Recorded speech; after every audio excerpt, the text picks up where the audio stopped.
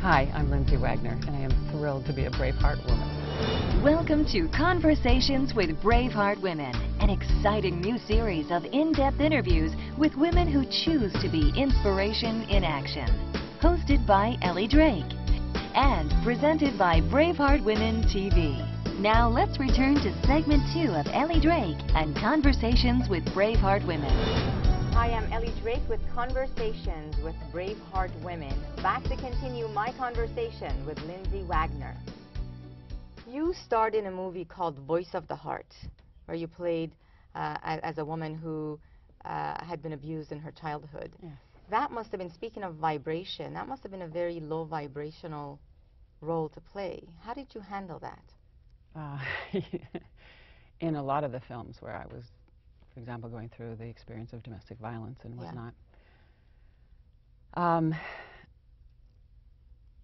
It's about maintaining enough of a discipline to do my personal work when I come home, to either make sure I meditate or do something that, again, brings you back to a more natural balance of your energy. So it's about detaching. From the character, and that's tough. You know, that was a tough thing.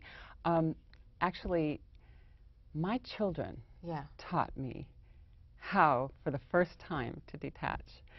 Up until I had my first son, that was one of the toughest things for me. I couldn't let go of my characters completely until the movie was over. It didn't mean I was walking around like psychotic or anything.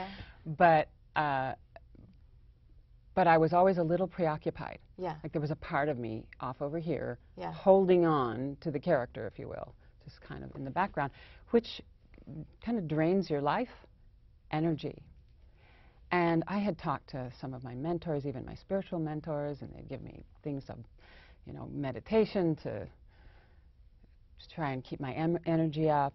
And when the films were over, it'd always take me a couple of weeks to, you know, kind of get over it.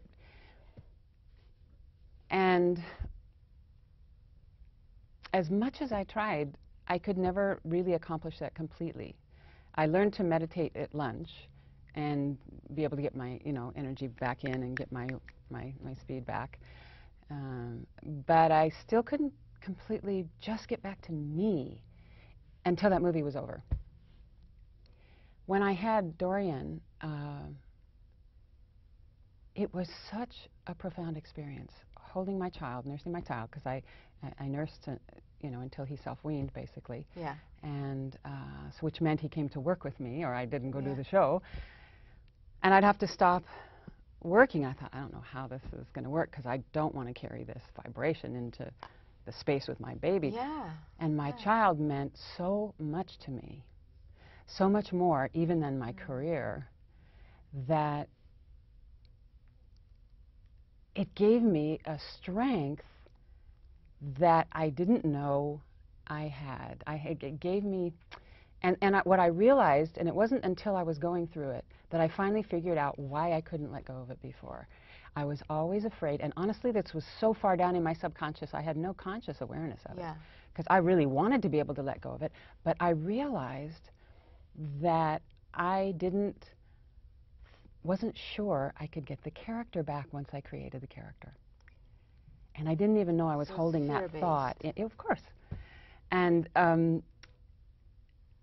so he meant so much to me, and keeping peace and joyful and, you know, energy around him and a space for him to grow up in, even though I was playing some drama thing over here, that when I came back to be with him, my heart would just open up so fully, seeing his little face and then nursing him, that it was just like, forget it. It wasn't worth it. If I go back and do a terrible job, this is more important to me. And that's what gave me the strength to have the courage to let go of it, even while I was filming, and then go back on the set. So it was sort of like, so when the dream is big enough, the facts don't count.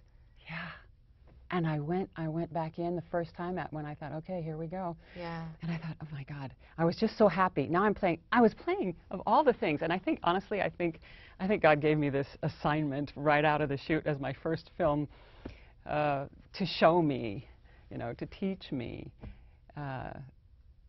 about this, because I was playing the story of the first woman who was ever executed in California.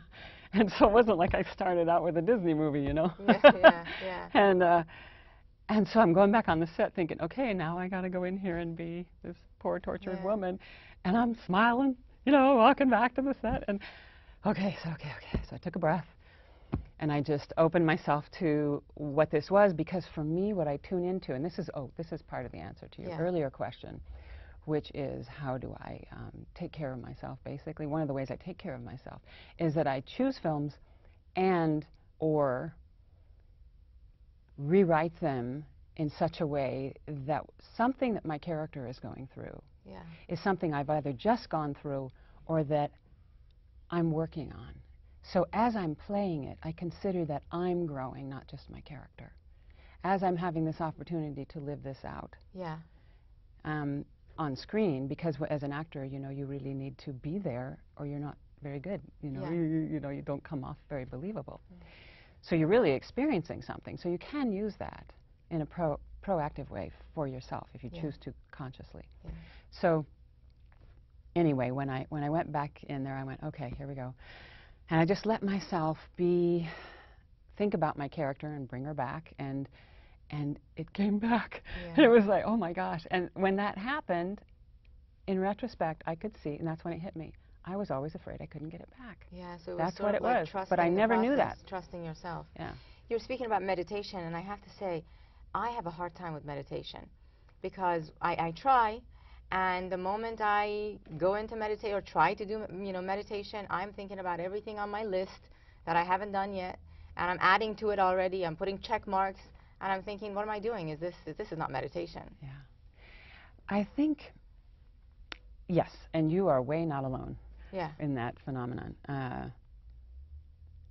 There are many things to say about that, but the first thing is always to don't try and stop your mind. That's a big mistake, that because then you develop a resistance. And you know, just like anything, you develop a resistance to, you know, it's going to make the thing stronger because it's trying to fight back. Okay. Exactly. So to first learn to develop what I call a witness, to develop the skill of observing how your mind is doing that, and of course keep bringing your focus back to your breath. Because that is something you can think about, you know. So I'm on my list. I'm gonna, okay, wait, think about where's my breath. Okay, there's my breath.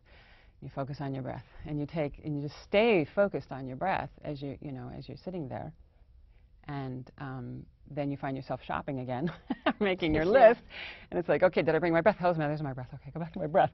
So and just observe it, and notice if you start getting angry with yourself because you aren't being able to focus too. I mean, there's so many dynamics that come into it. So many different layers. It's good practical tips. It's a lot. There's a lot about that. But one of the things that I do is. Well, don't tell me that yet. Okay. Don't tell me that yet. I'm Ellie Drake with Conversations with BraveHeart Women. We'll be back to continue this conversation with Lindsay Wagner. BraveHeart Women. And remember, if you'd like to give your friends the gift of inspiration, simply forward this video program to the BraveHeart women in your life. And be sure to watch the next segment of this interview, as well as other empowering conversations available on braveheartwomen.com/TV.